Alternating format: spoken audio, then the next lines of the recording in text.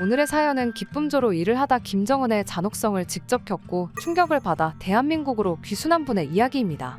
미래 씨는 기쁨조 중에서도 김정은에게 가장 총애를 받는 최측근이었기에 많은 이들의 질투를 샀다고 하는데요. 하지만 화려해 보이는 그녀의 것과는 다르게 그 이면에는 매일같이 김정은의 방으로 불려가야만 하는 고충이 있었다고 합니다.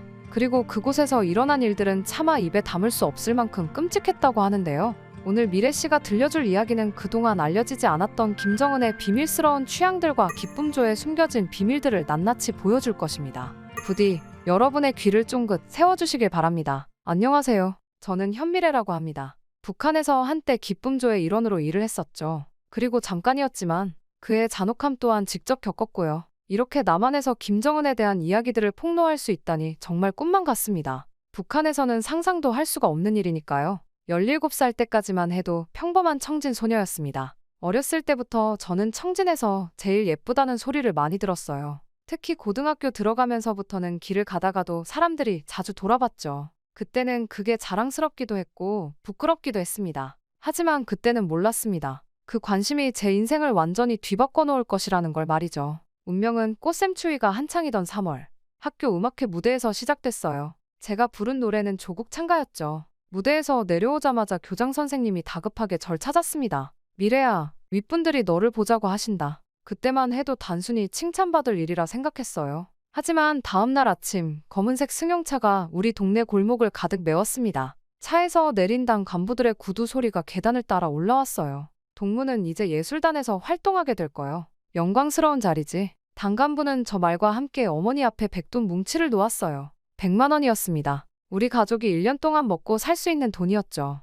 어머니는 그 돈을 보자마자 얼굴이 하얘졌어요. 돈의 무게만큼이나 무거운 의미를 알았던 겁니다. 저희리 미래는 아직 어린애입니다. 제발. 결국 어머니는 당 간부의 무릎 앞에 주저앉으셨어요. 아버지는 벽에 기대어 서서 담배만 피우셨습니다. 평생 처음 보는 아버지의 떨리는 손이 아직도 선명히 기억나요. 동무, 당의 결정을 거역하겠소. 당 간부의 말에 집안의 공기가 얼어붙었습니다. 침묵 속에서 저는 결국 입을 열었어요. 어머니, 전 괜찮아요. 가고 싶어요. 거짓말이었습니다. 무서웠어요. 하지만 부모님의 눈물 어린 침묵이 더 무서웠죠. 그리고 이틀 뒤 당 간부들은 다시 찾아왔습니다. 짐을 싸라? 는 말 한마디였어요. 달랑 트렁크 하나만 허락됐죠. 어머니는 밤새 속옷과 양말을 다려 넣어주셨어요. 그 따뜻한 기운이 마지막 가족의 온기였다는 걸 그때는 몰랐습니다. 기차에 오르기 전 저는 억지로 웃어 보였어요. 걱정 마세요. 곧 돌아올게요. 그때 본 어머니의 얼굴이 마지막이었습니다. 아버지는 끝내 배웅 나오지 않으셨고 동생들은 학교에 가고 없었죠. 기차가 동네를 빠져나가는 동안 고개를 돌려 우리 집을 바라봤어요. 낡은 슬레이트 지붕, 녹슨 철문, 갈라진 담벼락, 못나 보이기만 하던 것들이 그렇게 소중할 줄 몰랐습니다. 달동네 꼭대기 우리 집이 보이지 않을 때까지 고개를 돌리고 또 돌렸어요. 그렇게 저는 평양으로 향했습니다. 가방 속에는 어머니가 몰래 넣어주신 마늘 장아찌 한 병이 있었어요. 나중에야 알았죠. 그건 어머니의 마지막 사랑이었다는 걸. 달동네의 계단을 오르내리며 보냈던 평범한 나날들이 제 인생의 마지막 행복이었다는 것도요. 평양으로 가는 기차 안에서 저는 창밖으로 스쳐 지나가는 풍경을 하염없이 바라봤습니다. 청진에서 평양까지 12시간이 넘는 긴 여정이었어요. 마지막으로 본 어머니의 눈물 젖은 얼굴이 자꾸 떠올랐죠. 가방 속에 몰래 넣어주신 마늘 장아찌 병이 품 안에서 따뜻했습니다. 창밖이 어두워질 무렵 안내방송이 흘러나왔어요. 평양에 도착하였습니다. 플랫폼에는 검은색 승용차가 기다리고 있었죠. 처음 보는 화려한 평양의 밤거리를 지나는 동안 제 심장은 마구 뛰었습니다. 양각도 국제호텔입니다. 동무의 새로운 보금자리가 될 곳이요. 운전기사의 말에 고개를 들어보니 47층 높이의 거대한 건물이 어둠 속에서 우뚝 솟아 있었어요. 대동강이 내려다 보이는 특별 객실로 안내받았죠. 드라마에서나 보던 호화로운 공간이었어요. 푹신한 침대에 반짝이는 샹들리에 따뜻한 물이 나오는 욕실까지 마치 꿈을 꾸는 것만 같았죠. 푸세식 화장실이 있는 저희 집과는 완전히 반대가 되는 모습이었으니까요. 그리고 그날 밤 저와 비슷한 또래의 20명 정도가 모였습니다. 전국 각지에서 뽑혀온 소녀들이었어요. 첫날부터 엄격한 규칙이 주어졌죠. 외출 금지, 외부 연락 금지, 그리고 절대 복종. 이런 규칙들이 무슨 의미인지는 나중에야 알게 됐습니다. 다음 날부터 매일 새벽 5시 매서운 기상나팔 소리가 울렸어요. 군대식 생활의 시작이었습니다. 새벽 운동으로 하루를 시작해서 밤 11시 취침까지 쉴 틈도 없었죠. 노래, 춤, 피아노는 기본이었고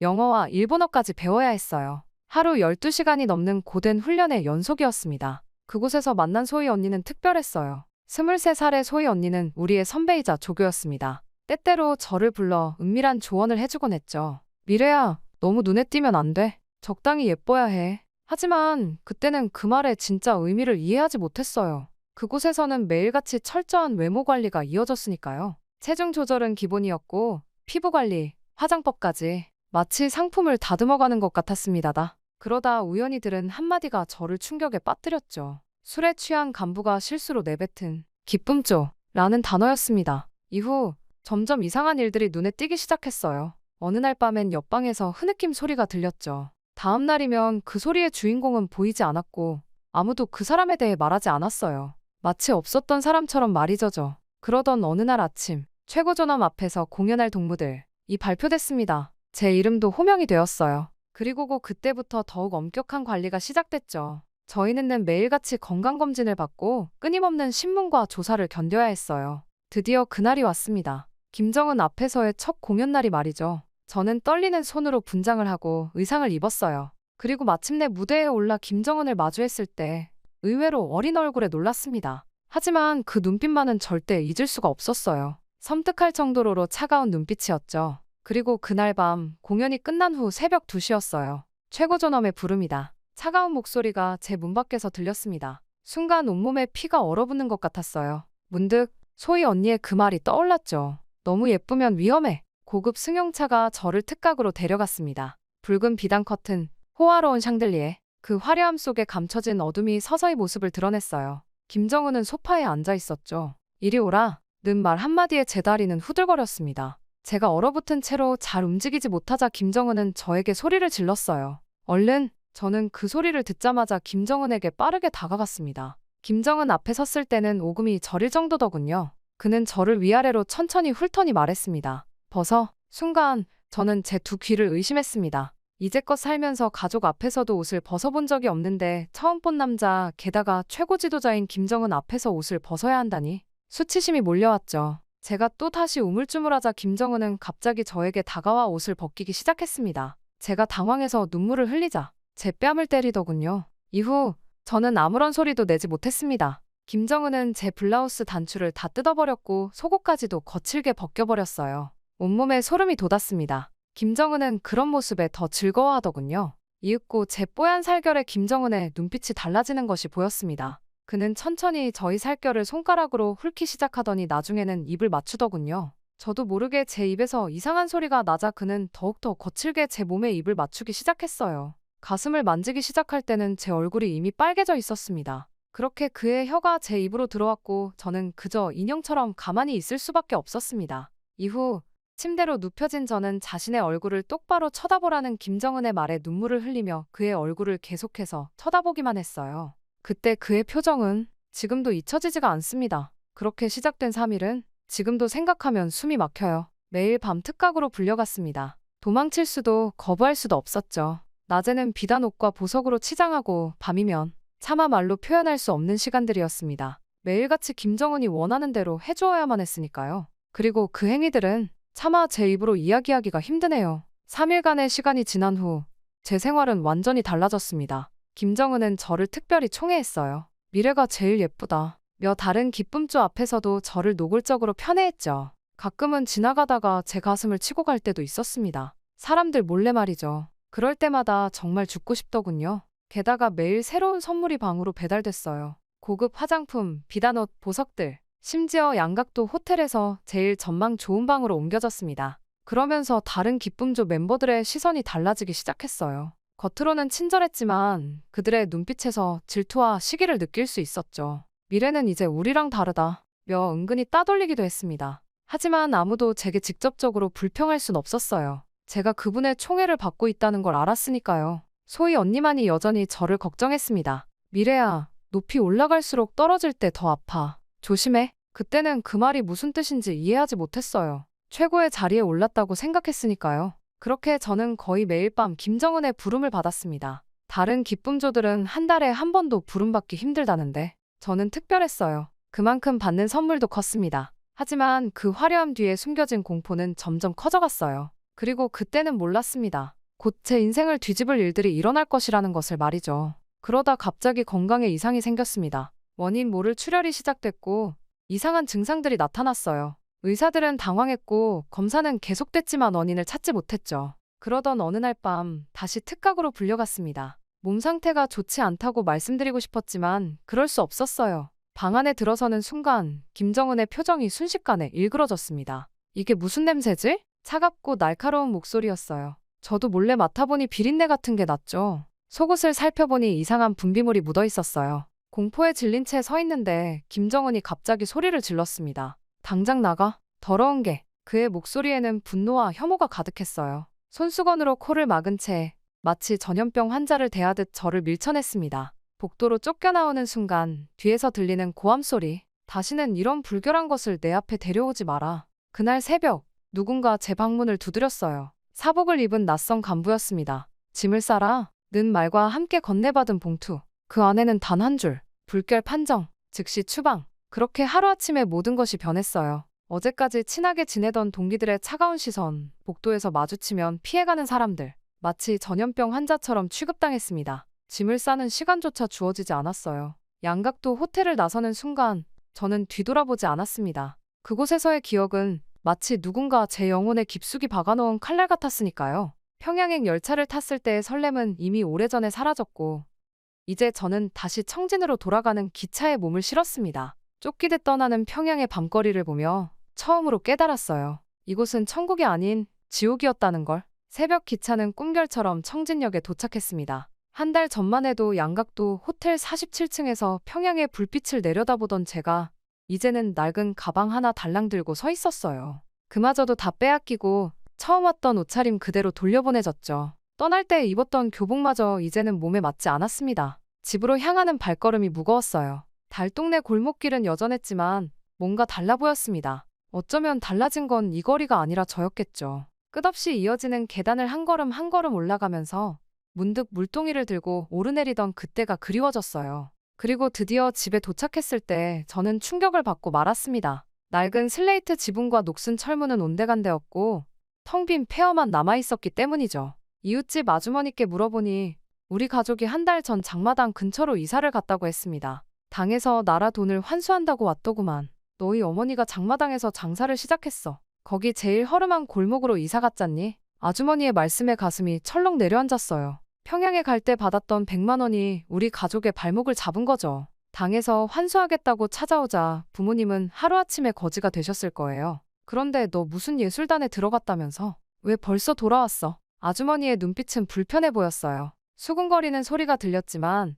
차마 뒤돌아보지 못했습니다. 예전에는 저를 예뻐하며 과자를 쥐어주시던 분들인데 이제는 마치 더러운 것이라도 본 듯 피하셨죠죠. 저는 얼버무리며 곧바로 장마당으로 향했습니다. 어머니를 찾아야 했으니까요. 1시간을 헤매다가 드디어 어머니를 발견했어요. 과일 저판 앞에서 장사를 하고 계셨죠. 한 달 사이에 어머니는 몰라보게 늙어 계셨어요. 흰머리가 부쩍 늘었고 허리는 더 굽어 있었습니다. 엄마, 떨리는 목소리로 불러봤어요. 어머니는 제 목소리를 듣자마자 흠칫 놀라셨습니다. 그리고 저를 보시자마자 얼굴이 하얗게 변하셨어요. 주변을 힐끗거리시더니 재빨리 고개를 돌리셨습니다. 떨리는 손으로 좌판을 정리하시는데 귤 하나가 바닥에 떨어졌어요. 귤을 주우시면서 몰래 눈물을 닦으시는 게 보였습니다. 어머니는 서둘러 자리를 피하셨어요. 하지만 그 순간 어머니의 손에서 뭔가가 살짝 떨어졌습니다. 구겨진 종이 뭉치였어요. 얼른 주워서 골목에 들어가 펼쳐보니 어머니의 글씨체가 선명했습니다. 어서 떠나라. 나는 각오했다.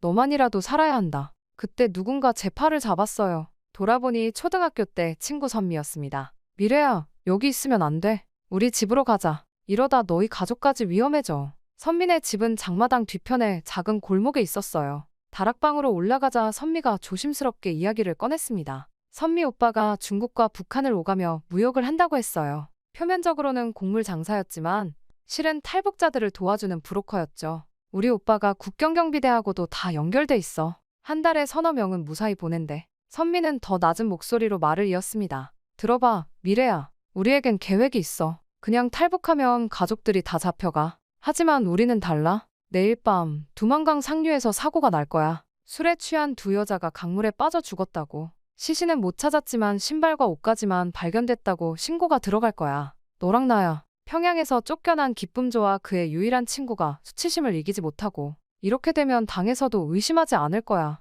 그날부터 본격적인 준비가 시작됐어요. 선미 오빠는 이미 다 준비해놨더군요. 위조된 통행증에는 제가 해산시 농장원으로 되어 있었어요. 장마당에서 농산물을 거래하러 가는 상인이란 설정이었죠. 이건 국경경비대 통과 서류야. 이름이랑 출신 성분까지 다 조작했어. 검문에 걸려도 절대 들통나지 않아. 밤마다 중국 지도를 외웠습니다. 두만강을 건너면 룽징, 거기서 옌지로 가는 길, 어디서 숨어야 하고 어디서 기차를 타야 하는지 머릿속에 지도가 그려질 때까지 반복했어요. 탈북 자금도 마련했습니다. 평양에서 받은 건 다 빼앗겼지만 속옷 안에 숨겼던 금목걸이 하나는 남아있었어요. 선미 오빠가 그걸 팔아서 브로커 비용을 마련했죠. 국경경비대에게 줄 뇌물도 준비했고요. 마지막 밤 우리는 각자 유서를 썼어요. 장마당 어딘가에 떨어뜨려 둘 거라고 했죠. 나중에 누군가가 발견하면 불쌍한 두 소녀의 마지막 흔적이 될 거예요. 떠나기 전 멀리서나마 가족들을 한 번 더 보고 싶었어요. 장마당을 서성이다 어머니를 발견했습니다. 늦게까지 장사하시는 어머니의 모습을 오래오래 바라봤어요. 어머니도 아셨을까요? 제가 이렇게 도망칠 거라는 걸. 그래서 그 쪽지를 남기신 걸까요? 동생들이 다니는 학교 앞도 지나갔어요. 교복 입은 아이들이 막 하교하는 시간이었죠. 동생은 보이지 않았지만 이제 다시는 볼 수 없을 동생들의 교복 모습을 머릿속에 새겼습니다. 선민의 다락방으로 돌아와 마지막 짐을 꾸렸어요. 얇은 옷 몇 벌과 신분증. 그게 전부였습니다. 내일이면 우리는 죽은 사람이 되는 거예요. 창밖에 별들이 유난히 밝아 보였습니다. 내일이면 모든 게 달라질 거야. 선미가 내 손을 꼭 잡았어요. 네, 이제 시작이에요. 평양에서의 악몽 같은 시간도 어머니의 아픈 외면도 모두 이 순간을 위한 것이었나 봐요. 내일이면 우리는 차가운 강물 속으로 사라진 불쌍한 두 소녀가 되겠지만 그 이름으로 우리 가족들은 살아갈 수 있을 거예요. 새로운 삶을 향한 첫걸음. 떨리는 마음으로 그 시간을 기다렸습니다. 그리고 밤 11시 선미가 저를 깨웠어요. 창밖은 칠흑같이 어두웠고 바람이 거세게 불었습니다.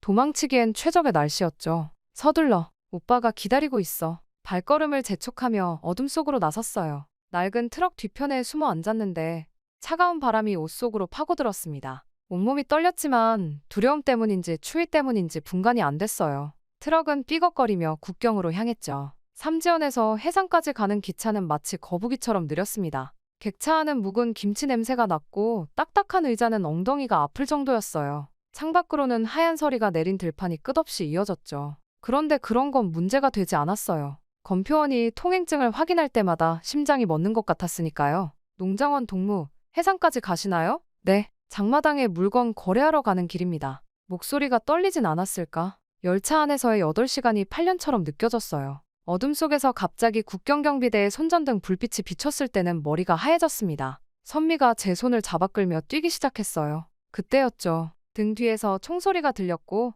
엉덩이에 뜨거운 것이 스쳤습니다. 미래야, 참아. 조금만 더. 선미의 목소리가 희미하게 들렸어요. 피를 흘리면서도 울 수 없었죠. 소리를 내면 들킬 테니까요. 숨을 참으며 달렸습니다. 다행히 어둠 속으로 도망칠 수 있었어요. 총알이 스친 상처가 아직 아픈데도 두만강으로 향했습니다. 차가운 바람이 상처를 파고들었지만 이를 악물었어요. 발목을 삐끗했지만 어둠을 틈타 얼어붙은 강을 건넜습니다. 강물 위로 기어가는 동안 온몸이 얼어붙는 것 같았어요. 손발의 감각이 사라졌고 숨을 쉴 때마다 폐가 찢어지는 것 같았습니다. 옷은 순식간에 얼음장이 됐죠. 하지만 멈출 순 없었어요. 뒤돌아보면 죽을 것 같았거든요. 강을 건너자마자 중국 국경수비대와 마주쳤습니다. 순간 다리에 힘이 풀렸어요. 여기서 잡히면 북송되고 정치범 수용소에 끌려가겠죠. 이대로 끝나는 건가? 그때 선미가 소리쳤어요. 뛰어. 필사적으로 도망치는 동안 신발이 벗겨졌습니다. 맨발로 뛰었어요. 돌부리에 발이 찢기고 가시덤불에 긁혀도 멈출 순 없었죠.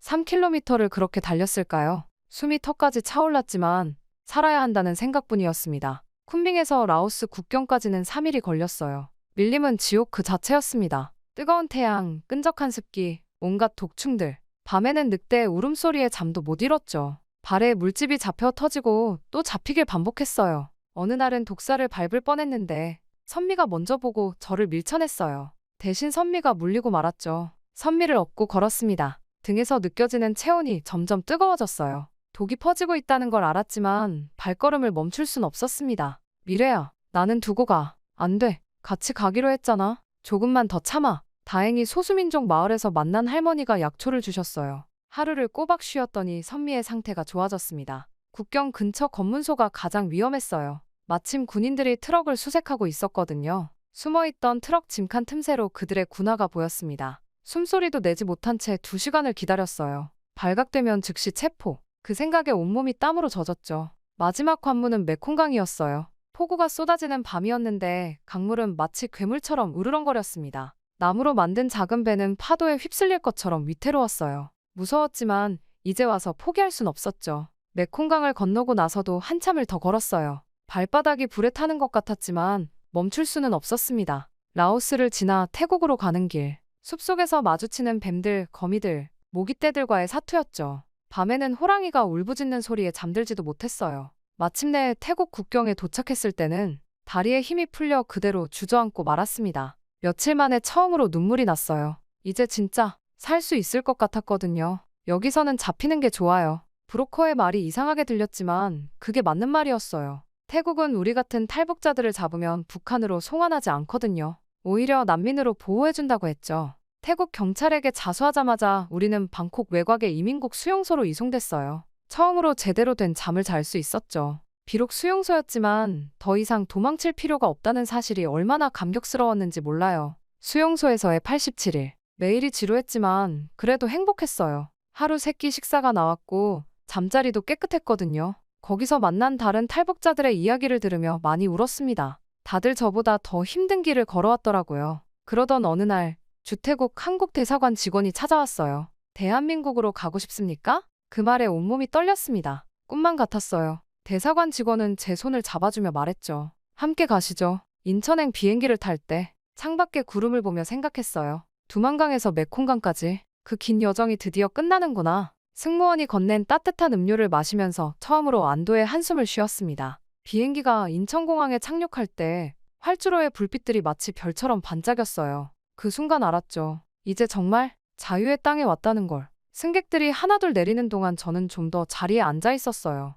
북한을 떠나온 그 순간부터 이 순간까지 모든 게 주마등처럼 스쳐 지나갔거든요. 선미와 함께했던 순간들, 생사를 넘나들었던 순간들, 그리고 이제는 다시는 볼 수 없을 가족들의 얼굴까지. 손님, 이제 내리셔야 합니다. 승무원의 따뜻한 목소리에 정신을 차렸어요. 네, 이제 진짜 시작이에요. 새로운 삶, 그 첫걸음을 내디딜 시간이었습니다. 비행기에서 내리자마자 눈앞에 펼쳐진 광경에 말문이 막혔어요. 인천공항은 제가 상상했던 그 어떤 건물보다도 거대했습니다. 평양 순안공항과는 비교도 안 되는 규모였죠. 반짝이는 유리창과 높은 천장, 끝없이 이어지는 통로. 마치 영화 속 한 장면 같았어요. 이쪽으로 오세요. 안내원의 말을 따라 이동하는데 갑자기 바닥이 움직이기 시작했어요. 깜짝 놀라서 비명을 질렀죠. 나중에 알고 보니 그게 무빙워크더라고요. 사람들이 저를 쳐다보는데 얼굴이 빨개졌어요. 하지만 그건 시작에 불과했죠. 에스컬레이터 앞에서는 더 큰 실수를 했어요. 움직이는 계단을 보고 한참을 망설였거든요.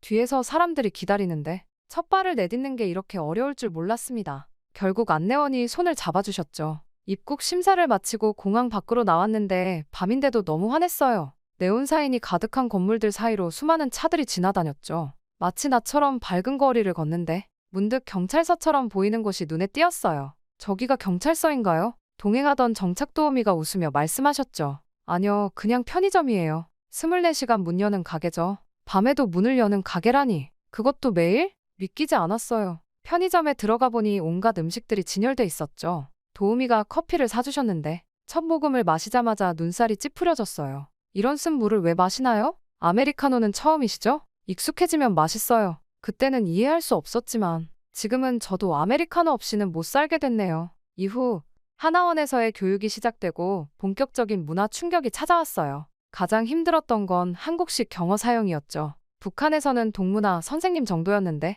님을 붙이는 것부터 습니다, 세요 같은 말투까지 너무 어려웠어요. 특히 오빠라는 단어 때문에 큰 실수를 했죠. 북한에서는 쓰지 않는 말이니까요. 한 번은 식당에서 나이 많은 남자 손님을 오빠라고 불렀다가 큰 오해를 샀어요. 그리고 휴대폰. 처음 받았을 때는 너무 기뻤는데 요금제라는 게 있다는 걸 알고 놀랐어요. 북한에서는 통신비를 내긴 했지만 이렇게 복잡한 시스템은 처음이었거든요. 데이터는 또 뭐고 와이파이는 또 뭐고 배달의 민족 앱을 처음 썼을 때는 정말 황당한 실수를 했어요.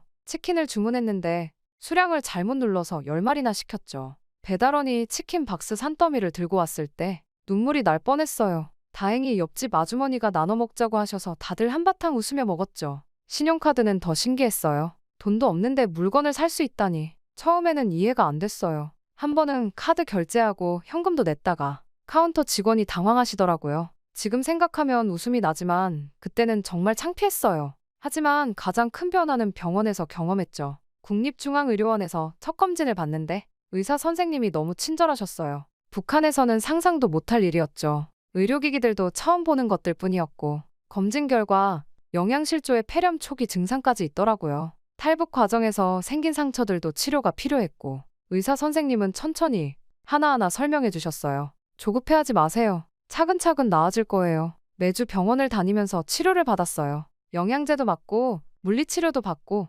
처음으로 제 몸을 제대로 돌볼 수 있었죠. 심리 상담도 시작했어요. 처음에는 낯설었지만 점점 마음의 짐을 내려놓을 수 있었죠. 특히 기억에 남는 건 치과 치료였어요. 북한에서는 마취도 없이 이를 뽑았는데 여기서는 통증 하나 없이 치료가 끝났어요. 의사 선생님이 많이 아프셨죠? 라고 물으시는데 갑자기 눈물이 나더라고요. 간호사 선생님들도 항상 밝게 웃으며 맞아주셨어요. 주사 놓을 때도 조금만 참으세요 하시면서 북한에서는 상상도 못했던 친절이었죠. 치료가 다 끝나갈 즈음에는 제 담당 간호사님이 이제 우리 미래씨 다 나았네요 하시면서 등을 토닥여 주셨어요. 육체적인 치료만큼 중요했던 건 마음의 치유였어요. 심리 상담사 선생님과의 만남은 제 인생의 전환점이 됐죠. 처음에는 말하기 힘들었던 이야기들, 평양에서의 일들, 탈북 과정에서의 공포, 하나둘 꺼내놓을 수 있었어요. 미래씨가 겪은 일들은 미래씨 잘못이 아니에요. 이제는 안전해요. 그 말을 듣는 순간 오랫동안 참아왔던 눈물이 터져나왔어요.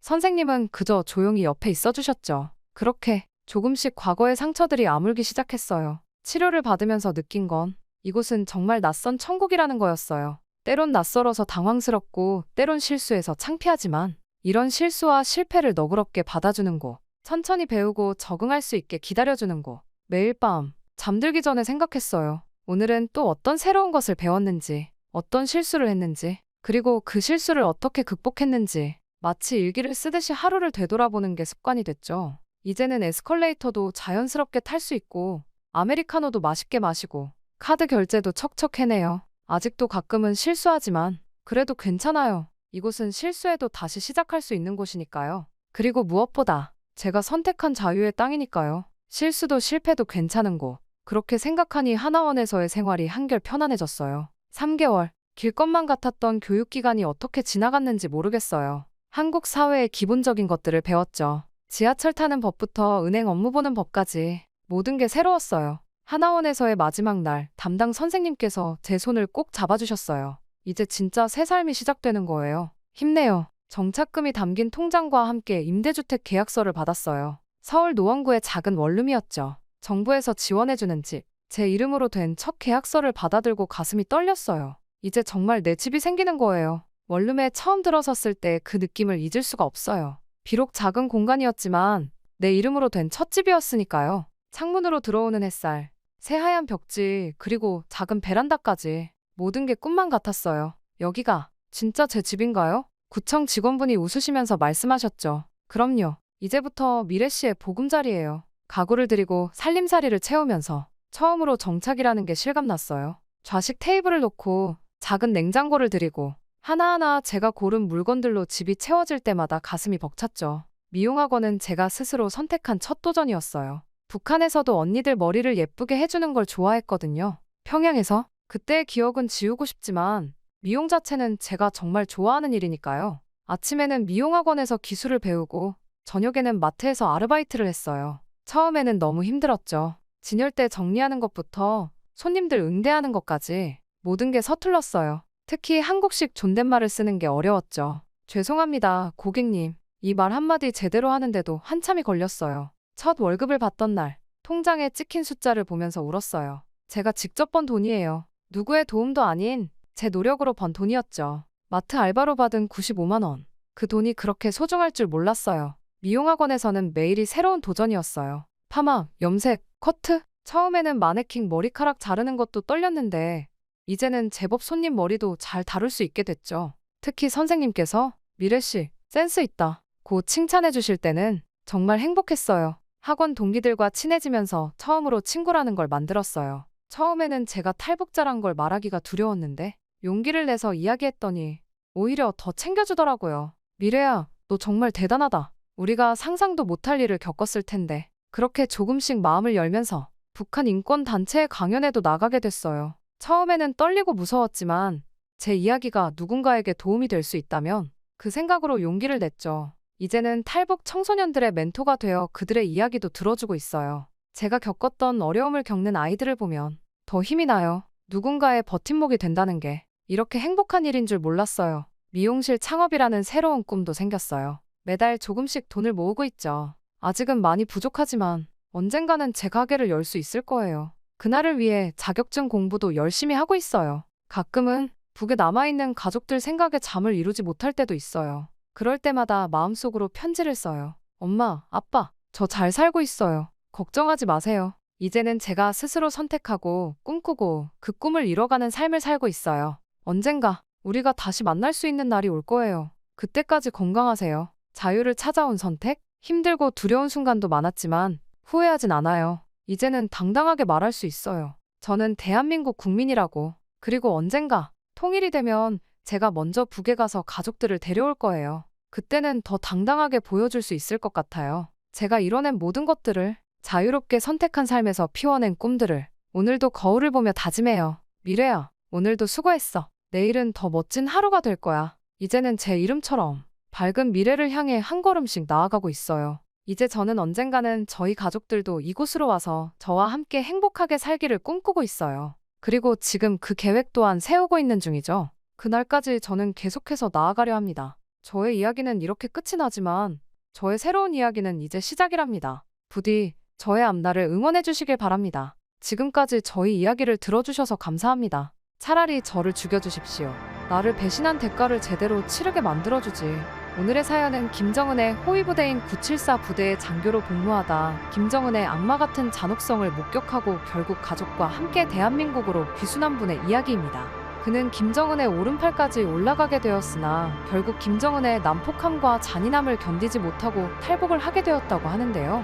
오늘 철민 씨가 들려줄 이야기는 북한의 핵심 정보가 담겨있는 어디에서도 듣지 못한 이야기이니 끝까지 들어주세요. 안녕하세요. 저는 김정은의 호위무사들이라고도 불리는 974 부대에서 장교로 활동했던 박철민이라고 합니다. 그리고 저는 그곳에서 김정은의 끔찍한 모습을 직접 목격하게 되었죠. 바로 사람들이 하나 둘 자신의 핏줄에 의해 쓰러지고 죽어가는 그 시체 더미들을 보며 미소 짓던 그의 악마 같은 얼굴을 말입니다. 그리고 그 일이 제 모든 것을 바꿀 것이라는 것을 그때는 전혀 알지 못했죠. 평안남도에서 가장 우수한 성적으로 고등학교를 졸업했던 그날, 제 인생은 완전히 바뀌었습니다. 500명의 우수 졸업생 중에서 호위사령부 후보생으로 선발된다는 소식이 전해졌죠. 키 182cm의 완벽한 신체 조건, 전교 첫째의 실력, 거기에 8촌까지의 성분 조사까지 저는 모든 면에서 완벽했습니다. 어머니는 제가 최종 16명에 선발되었다는 소식을 들으시고도 웃지 않으셨어요. 오히려 깊어지는 주름 사이로 불안한 시선만 보내셨죠. 철민아,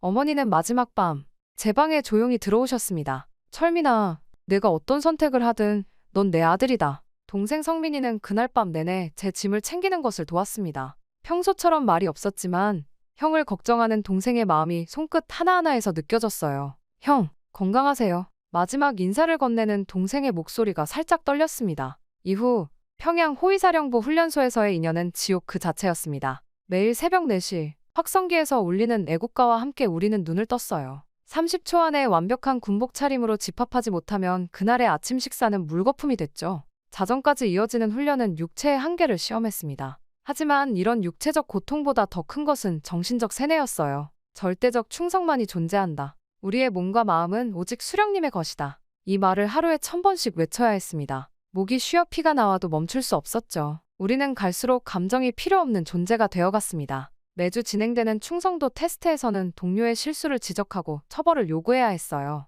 망설이는 모습을 보이는 순간 우리는 인간적 나약함이라는 낙인이 찍혔죠. 수령님의 명령이라면 어떤 것도 할 수 있는 완벽한 살인 기계로 거듭나야 했습니다. 첫 처형 임무를 받았던 날은 흐린 가을 아침이었어요. 수령님의 초상화 앞에서 재채기를 했다는 이유로 한 남자를 처형해야 했습니다. 처형장으로 끌려온 남자의 얼굴은 창백했죠. 그의 눈에서 공포와 절망이 읽혔지만 이상하게도 제 손은 조금도 떨리지 않았어요. 박철민 동무, 처형을 집행하라. 상관의 명령이 떨어졌습니다. 방아쇠를 당기는 순간 짧은 총성과 함께 머릿속에서 마지막 인간성이 사라지는 것을 느꼈어요. 처형된 남자의 몸이 쓰러지는 소리도 주변에서 들리는 박수 소리도 더 이상 감정을 일으키지 않았습니다. 그날 이후로 저는 감정이 없어진 사람이 된 것만 같았죠. 그리고 훈련소의 마지막 날, 우리는 최종 시험을 치렀습니다. 좁은 신문실에서 시험관은 제 가족의 사진을 하나씩 보여줬어요. 어머니의 마지막 모습, 동생과의 포옹, 우리 가족의 마지막 저녁 식사 자리까지 모든 사진들이 소름이 돋을 정도로 적나라하게 찍혀 있더군요.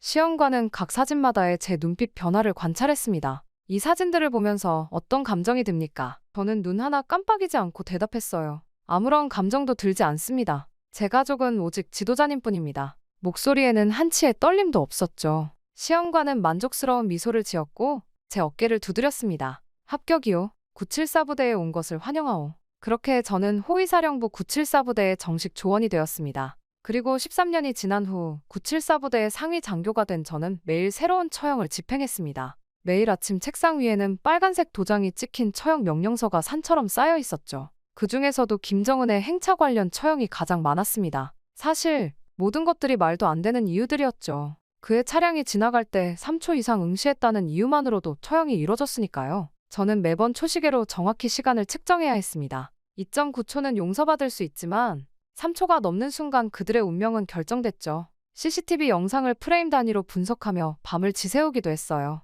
행차 시의 통제선 관리도 철저했습니다. 열광적으로 환호하던 주민이 그만 한 발짝 선을 넘었다는 이유로 처형된 날도 있었어요. 빨간 선을 그리고 그 선을 넘은 발자국을 사진으로 찍어 증거로 남겼죠. 처형장으로 끌려가는 순간까지도 그들은 수령님, 수령님 을 외쳤습니다. 그 모습을 보며 알 수 없는 감정이 밀려오기도 했죠. 가장 심각한 죄목은 조남을 잘못 발음하는 것이었어요. 경애하는 김정은 수령님 이라는 호칭에서 단 한 글자라도 잘못 발음하면 즉시 처형 대상이 됐죠. 혀가 꼬였다거나 너무 긴장했다는 변명은 통하지 않았습니다. 녹음기로 그들의 목소리를 반복해서 들으며 실수한 부분을 정확히 체크했어요. 초상화 관련 처형도 일상적이었습니다. 매일 아침 첫 업무는 초상화 점검이었죠. 어느 날은 한 달 전 작은 먼지가 발견됐다며 청소부를 처형해야 했어요. CCTV를 한 달치나 되돌려보며 누가 청소를 소홀히 했는지 조사했습니다. 그날 밤 청소부의 가족들이 울부짖는 소리가 복도에 울려 퍼졌죠.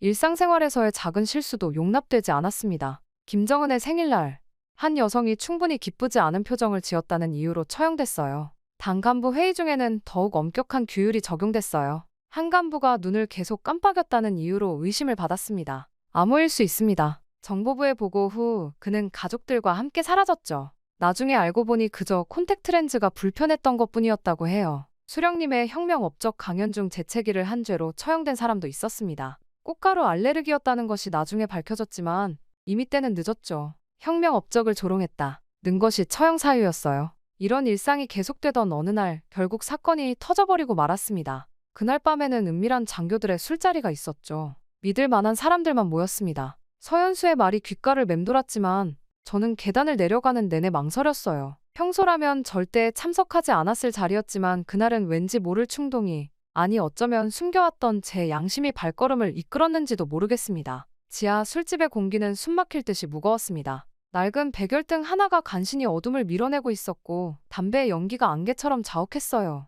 귀를 기울이면 위층에서 간간히 들려오는 발자국 소리에 장교들의 어깨가 움찔거렸죠. 모두가 긴장하고 있었습니다. 그렇게 소주가 한 순배, 두 순배 돌았을 때였어요. 평소 가장 모범적이었던 김우진 장교의 손이 떨리기 시작했습니다. 그는 술잔을 비우려다 그만 테이블에 소주를 흘리고 말았죠. 그리고 마치 오래 참았던 숨을 내쉬듯 입을 열었어요. 더는 못 견디겠습니다. 순간 술자리가 얼어붙었습니다. 김우진의 목소리는 흔들렸고 그의 눈에서는 뜨거운 눈물이 흘러내렸어요. 저는 그저 평범한 노동자였습니다. 7살 된 딸이 있었어요. 술잔을 움켜쥔 그의 손마디가 하얗게 변했죠. 담배 연기 속에서 그의 눈빛이 번뜩였습니다. 그 한마디가 방아쇠가 되었어요. 마치 오랫동안 눌러두었던 둑이 무너지듯 다른 장교들도 하나둘 입을 열기 시작했습니다. 어제 처형한 사람은 내 초등학교 동창이었어. 날 알아보고도 끝까지 내 이름을 부르지 않더군. 서현수의 목소리가 떨렸어요. 그의 이마에는 식은땀이 맺혔습니다. 요즘은 잠도 못 이루겠소.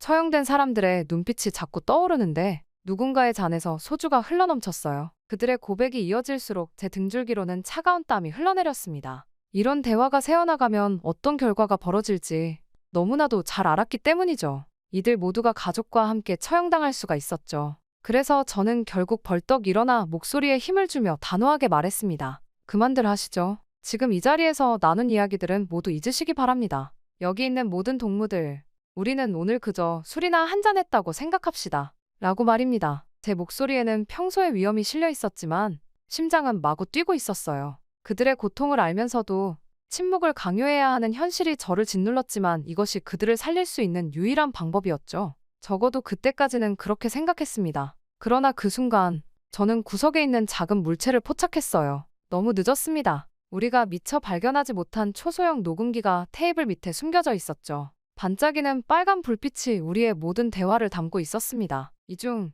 누군가는 배신자였던 것이죠. 그렇게 빨간 불빛을 발견한 순간 저는 얼어붙고 말았습니다. 그런 저의 표정에 다른 이들도 직감적으로 무언가 일어났다는 것을 안 것 같았죠. 저는 손짓으로 도청기의 존재를 알렸습니다. 그렇게 저희는 급하게 모두 그 자리를 빠져나왔어요. 모두의 표정이 공포에 질려 있더군요. 저도 예외는 아니었습니다. 결국 이 자리에 있던 모든 이들이 위험에 처해진 것이었으니까요. 귀가하는 길에 마주치는 모든 것들이 마지막처럼 보였어요. 가로등 불빛, 늦은 밤 순찰 도는 병사들의 발소리, 멀리서 들려오는 개 짖는 소리까지. 그날 밤에 실수가 얼마나 큰 대가를 부르게 될지 그때 우리는 아무도 알지 못했습니다. 다만 한 가지, 더 이상 돌이킬 수 없다는 것만은 분명했어요. 그리고 시간이 흘러 소집 명령을 받은 것은 술자리가 있었던 날로부터 정확히 3일 후였습니다. 오늘 오후 3시 평양 5.1 경기장으로 집결하라. 수화기 너머의 건조한 목소리가 제 심장을 얼어붙게 만들었어요. 잠시 후 덧붙여진 한마디는 더욱 끔찍했습니다.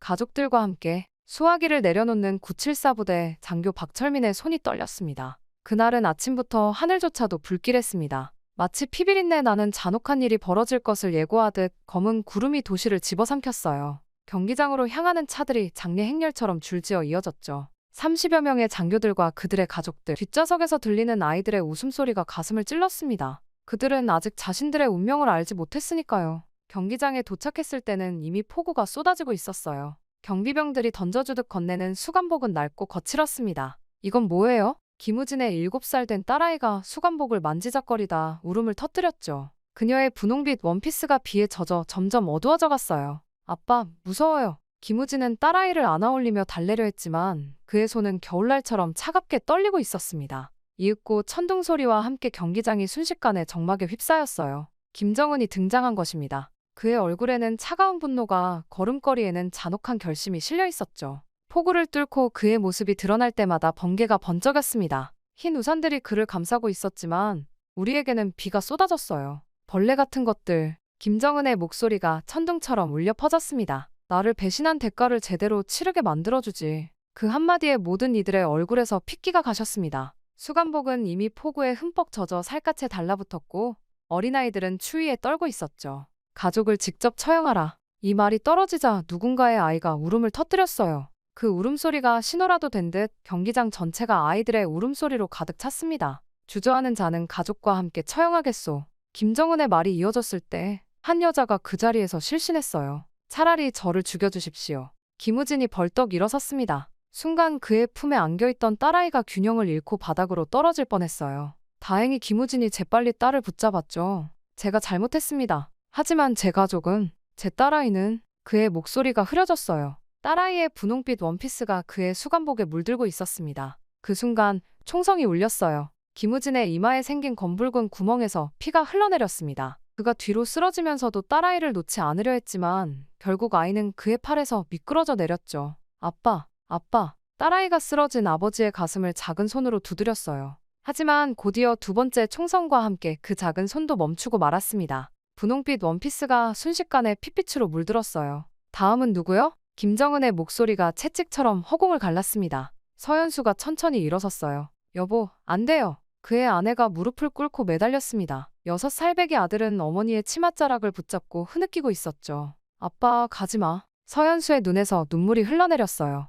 저는 할 수 없습니다. 그의 말을 끝으로 3발의 총성이 이어졌고 3구의 시체가 빗물 고인 바닥에 쓰러졌습니다. 그렇게 하나둘씩 장교들이 선택의 순간을 맞이했어요. 어떤 이는 떨리는 손으로 방아쇠를 당겼고 또 어떤 이는 가족과 함께 죽음을 택했죠. 방아쇠를 당긴 자들의 얼굴에서는 이미 생기가 사라진 지 오래였습니다. 그들의 눈빛은 죽은 사람들보다도 더 공허했어요. 처형이 계속될수록 경기장 바닥은 붉은 물로 가득 찼습니다. 빗물과 섞인 핏물이 발목까지 차올랐어요. 이제까지 살아오며 본 장면 중에 가장 끔찍했죠. 박철민 중자, 처형이 끝난 직후 저는 김정은의 집무실로 불려갔습니다. 경기장에 핏물이 채 마르기도 전이었죠. 온통 대리석으로 지어진 집무실은 차갑게 느껴졌어요. 제 군복에서는 아직도 비린내가 배어나왔습니다. 동무는 과연 내가 믿던 사람이었소. 술자리에서도 동요하지 않고 오히려 그들을 제지했다고 하더군. 김정은이 만족스러운 미소를 지으며 위스키 잔을 내밀었어요. 그의 뒤 창밖으로는 아직도 경기장이 보였습니다. 시신들을 치우는 인부들의 모습이 개미처럼 작게 보였죠. 과찬이십니다, 지도자님. 목소리를 단단히 다잡았지만 손끝은 미세하게 떨리고 있었습니다. 지금부터 동무를 974부대 대자로 승진시키겠소. 부대장으로서 더 큰 충성을 보여주시오. 김정은의 말에 주변 간부들이 일제히 박수를 쳤어요. 하지만 그 박수 소리가 제 귓가에서는 방금 전 경기장의 총성처럼 들렸습니다. 저는 충성심을 인정받아 승진했지만 그것이 오히려 더 큰 형벌이 되었습니다. 동료들을 막으려 했던 그 순간이 그들의 목숨을 살리기는커녕 제 출세의 발판이 되어버렸다는 사실에 괴로웠어요. 김우진의 딸아이가 들고 있던 인형이 핏물 속에 떠다니던 모습이 자꾸만 떠올랐습니다. 하지만 이제 돌아갈 수가 없었습니다. 하지만 동시에 이대로 계속 갈 수도 없었어요. 새로 달게 된 계급장이 가슴을 짓눌렀습니다. 마치 처형당한 영혼들이 그 작은 금속 조각에 모두 들어와 있는 것만 같았어요. 방 안의 거울 속에 비친 제 모습은 낯설기만 했습니다. 완벽하게 다려진 새 군복, 반짝이는 계급장. 하지만 그 안의 사람은 이미 죽어 있었어요. 그날 밤 저는 창밖의 어둠을 바라보며 깊은 한숨을 내쉬었습니다. 경기장의 핏물 웅덩이가 달빛에 반짝이던 모습이 자꾸만 겹쳐 보였어요. 그렇게 승진한 지 일주일이 지났을 때였습니다. 호위 총국 복도를 걷던 중 한 장교와 스쳐 지나갔어요. 순간 가슴이 멎는 것 같았습니다. 13년 만에 마주친 동생 성민이었어요. 서로를 알아보면서도 저희는 걸음을 멈출 수는 없었습니다. 하지만 스치는 그 짧은 순간 우리는 눈빛으로 13년의 시간을 뛰어넘었어요. 동생의 눈에서 형이라는 단어를 읽었고 저는 고개를 살짝 끄덕이는 것으로 답했죠. 그리고 잠시 후 저는 제 주머니에서 쪽지를 발견했습니다. 오늘 밤 11시 물류창고 뒤편. 언제 이 쪽지를 넣었는지 동생의 손놀림은 여전히 빨랐어요. 저는 쪽지를 확인한 후 재빨리 삼켰습니다. 그날 밤 저는 물류창고로 향했어요. 달빛 하나 없는 깊은 어둠 속에서 동생의 실루엣이 보였습니다. 13년 전 그 마지막 포옹 이후 처음 마주한 순간이었죠. 동생은 여전히 말수가 적었지만 눈빛만은 단단했어요. 어머님은 매일 형을 기다리고 있어요. 성민이의 첫마디였어요. 가슴 한켠이 무너져 내렸습니다. 어머님은 아직도 매일 아침 형이 떠난 그 자리에서 기도하세요. 형이 언젠가는 돌아올 거라고. 이후 성민이가 주머니에서 꺼낸 사진 한 장에는 4살 된 조카의 모습이 있었습니다. 제 딸이에요, 형. 성민이의 목소리가 떨렸습니다. 이제 형도 선택해야 할 때예요. 그의 말에 경기장에 참상이 되살아났습니다. 김우진의 딸아이가 떠올랐어요. 성민이는 이미 오래전부터 은밀한 탈북 조직과 연락을 취해왔다고 했습니다. 중국 쪽 브로커들과도 이미 연락이 닿아 있어요. 성민이는 차분하게 설명을 이어갔어요. 성공 사례도 여럿 있어요. 지난달에도 한 가족이 무사히 넘어갔죠. 동생은 이미 모든 준비를 마친 듯 했어요. 하지만 저는 망설였습니다. 난 이제 974부대 부대장이야. 어머니와 내 가족까지 위험에 빠뜨릴 순 없어. 제 말에 성민이가 쓴웃음을 지었습니다. 형, 우린 이미 위험 속에 살고 있잖아요. 경기장에서 처형된 그 가족들처럼요. 동생의 말은 계속됐습니다. 당 창건일 퍼레이드가 한 달 앞으로 다가왔어요. 그때가 우리의 기회예요. 성민이는 이미 완벽한 계획을 세워두었더군요. 어머니의 평양 방문 구실을 만들고 그의 가족은 친척 방문 허가를 받아놓았다고 했어요. 국경 지역 친척 방문 서류도 이미 위조해뒀어요. 성민이의 눈빛이 날카로웠습니다. 형이 974부대장이 된 건 오히려 기회가 될 수 있어요. 경우 동선을 조정할 수 있으니까요. 말은 이어졌지만 제 머릿속은 이미 다른 생각으로 가득했습니다. 경기장에서 처형된 영혼들이 자꾸 떠올랐어요. 그들의 핏값으로 얻은 이 자리. 어쩌면 이것이 그들의 희생을 헛되지 않게 할 수 있는 유일한 방법일지도 모른다는 생각이 들었죠. 일단 3일 후 다시 만나자. 헤어지기 전 성민이는 마지막으로 한마디를 덧붙였어요. 형도 이제 돌아갈 수 없는 강을 건너신 거예요. 동생의 말이 맞았습니다. 이미 저는 선택을 한 걸지도 모르죠. 그렇게 물류창고를 나와 집으로 돌아오는 길, 달빛은 여전히 보이지 않았습니다. 하지만 이상하게도 마음만은 밝았어요. 13년 만에 처음으로 무언가 분명한 것이 보였기 때문일까요? 아니면 드디어 제가 해야 할 일을 찾았기 때문일까요? 집에 돌아와 거울을 봤습니다. 새로 달린 대좌 계급장이 달빛에 반짝였어요. 이제 이 계급장은 우리 가족을 구하는 데 쓰일 겁니다. 책상 위에는 아직도 처리해야 할 서류들이 수북이 쌓여 있었죠. 그중에는 다음 처형 대상자 명단도 있었을 겁니다. 하지만 오늘 밤 저는 그 서류 대신 창밖 어둠을 바라봤습니다. 어딘가에 계실 어머니를 생각했고 동생의 딸, 제 조카를 떠올렸습니다. 그리고 결심했어요. 이제는 제가 그들을 지켜야 할 차례라고 말이죠. 그렇게 성민이와의 첫 만남 이후 일주일간 저는 모든 경비 일정과 당 창건일 퍼레이드 계획을 검토했습니다. 974 부대 부대장이 된 것이 오히려 전략적으로 도움이 됐어요. 모든 경우 동선과 보안 계획이 제 책상 위로 올라왔으니까요. 퍼레이드 당일 경비는 3개의 구역으로 나뉠 예정이었습니다. 1구역은 김정은이 참석하는 주석단, 2구역은 행진 구간, 3구역은 주변 경계였어요. 모든 부대원들의 시선이 1구역에 집중될 것이고 3구역은 상대적으로 느슨해질 거라는 계산이 섰죠. 가족들의 이동은 3단계로 나눴습니다. 첫째, 어머니의 평양 방문. 둘째, 동생 가족의 친척 방문. 셋째, 국경 지역으로의 이동이에요. 각 단계마다 완벽한 명분과 서류가 필요했죠. 어머니의 평양 방문은 의외로 쉽게 허가가 났습니다. 아들이 대저가 됐는데 어머니가 안 오시면 오히려 수상하지 않겠소. 상부의 승인도 빨랐어요. 성민이는 친척 방문 허가도 이미 받아놓은 상태였죠. 국경 지역 서류는 위조해야 했지만 탈북 조직의 도움으로 그것도 완벽하게 준비됐습니다. 13년 만에 어머니를 다시 만난 건 퍼레이드 2주 전이었어요. 제가 준비한 평양 호텔방에서였죠. 문이 열리고 어머니가 들어오시는 순간 저는 13년 전 그 어린 아들로 돌아가 있었습니다. 철민아, 어머니의 목소리는 여전했지만 머리카락은 하얗게 새어 있었어요. 그동안 매일 저를 기다리시며 흘리신 눈물의 흔적이었겠죠. 어머니는 제 뺨을 쓰다듬으셨습니다. 주름진 손끝에서 떨림이 전해졌어요. 어머님, 이제 진짜 자유를 찾으러 갑니다. 제 말에 어머니는 놀라지 않으셨어요. 마치 이날을 기다리셨다는 듯이 고개를 끄덕이셨죠. 알았다. 이제 우리 함께 가자.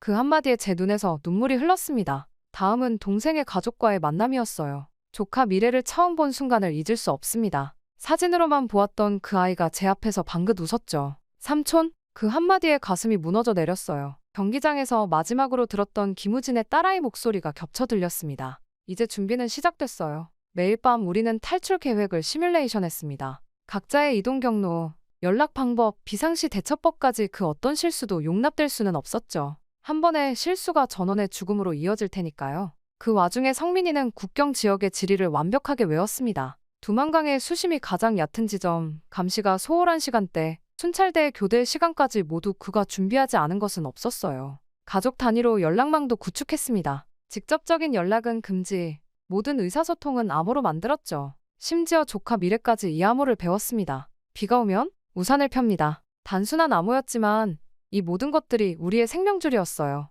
그리고 퍼레이드 전날 밤, 저는 마지막으로 계획을 점검했습니다. 제 방에는 평소와 다름없이 군복이 걸려 있었고 책상 위에는 내일의 경비 계획이 놓여 있었어요. 하지만 서랍 깊숙이에는 위조된 서류들과 탈출에 필요한 모든 것이 준비되어 있었죠. 창밖에는 달이 떠 있었습니다. 13년 전 제가 검은 승용차에 올라타던 날과 같은 달이었어요. 그때는 수령님만을 위한 삶을 살겠다고 다짐했었지만 이제는 가족을 위해 모든 것을 버리려 합니다. 어쩌면 이것이 진정한 충성이 아닐까요? 이 죽음의 땅에서 한 생명이라도 더 구해내는 것이 말이죠. 김우진의 딸아이를 구하지 못했지만 적어도 제 조카는, 제 가족은 구해낼 수 있을 것 같았어요. 이윽고 벽시계가 자정을 가리켰습니다. 이제 딱 24시간 후면 모든 것이 결정될 거예요. 성공하면 자유, 실패하면 죽음이었죠. 하지만 이상하게도 두렵지 않았습니다. 마치 13년 동안 이 순간을 위해 살아온 것만 같았어요. 그리고 마침내 퍼레이드가 시작되기 2시간 전, 저는 평소처럼 974 부대 부대장 군복을 입고 주석단으로 향했습니다. 오늘 제가 맡은 임무는 1구역 경비 총괄이었어요.